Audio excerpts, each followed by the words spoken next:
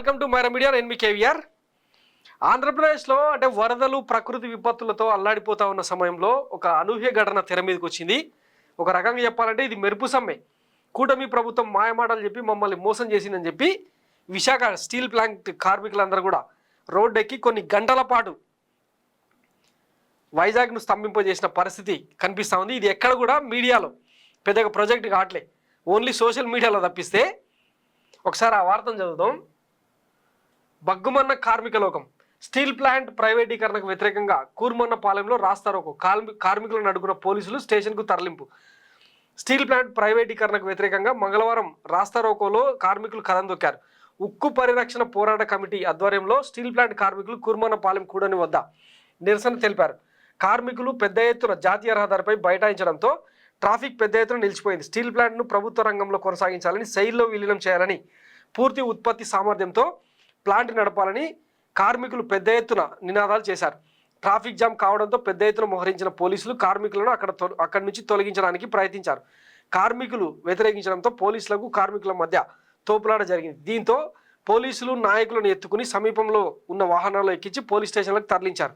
ఈ సందర్భంగా నాయకులు మాట్లాడుతూ గత 1307 రోజులుగా ఆందోళన చేస్తున్న కేంద్ర ప్రభుత్వం స్పందించకపోవడం దుర్మార్గం అన్నారు. కేంద్ర ప్రభుత్వం వెంటనే స్టీల్ ప్లాంట్ ప్రైవేటీకరణ నిలిపేసి పూర్తి స్థాయి అందించాలని డిమాండ్ చేశారు.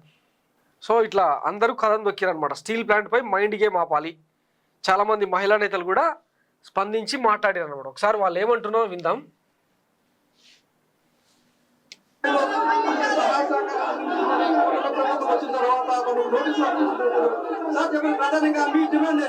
ఈ స్టీల్ ప్లాంట్ పూర్తి సామర్థ్యం నడపాలి, ఈ స్టీల్ ప్లాంట్ కాపాడాలి. ఈ రోజు అనేక మంది ఎంపీలు గెలిపించింది రాష్ట్ర ప్రభుత్వం, దీని మీద స్పందించాలి.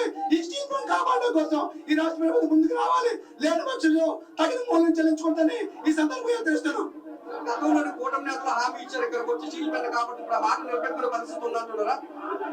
మాకు ఫుల్ మెజార్టీ ఇస్తే ఈ స్టీల్ ప్లాంట్ కాపాడని చెప్పిన కూటమి నాయకులు ఈ రోజు కార్యకర్తలు చెప్తున్నారు ఈ స్టీల్ ప్లాంట్ కాపాడకపోతే తలుపుకొడదామని చెప్పేసి ఈ సందర్భంగా చేస్తున్నాం. సో ఇది మెరుపు సమ్మె ఉద్దేశం అనమాట. గతంలో ఇక చంద్రబాబును అంటే వదిలేయండి, అదొక డిఫరెంట్ వ్యవహారం.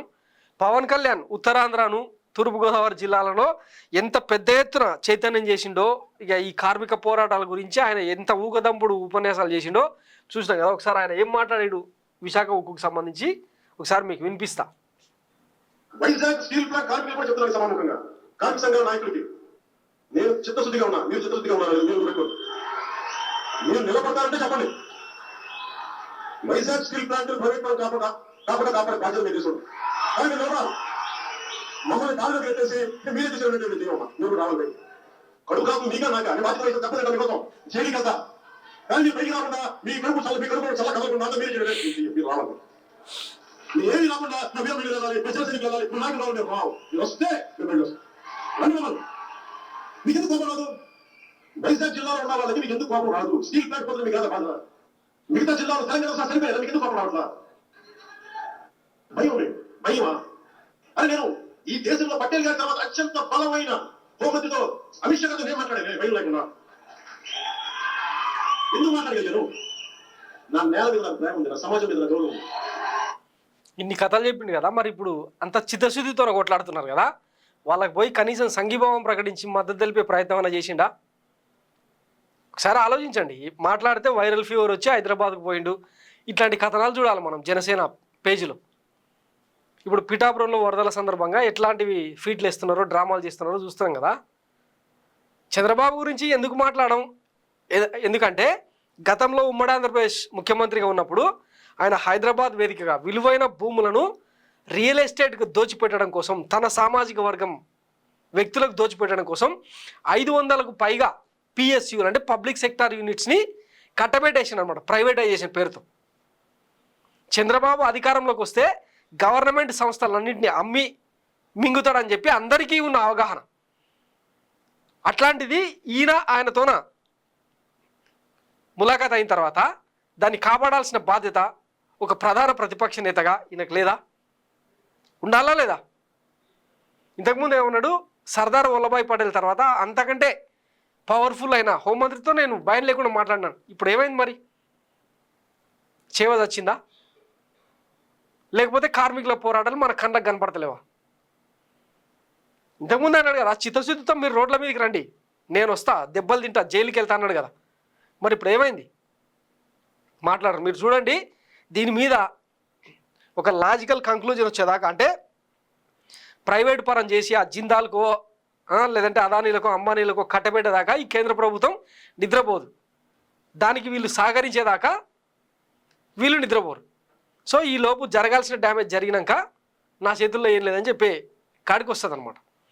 ఇది కూటమి నేతల ద్వంద్వనీతి.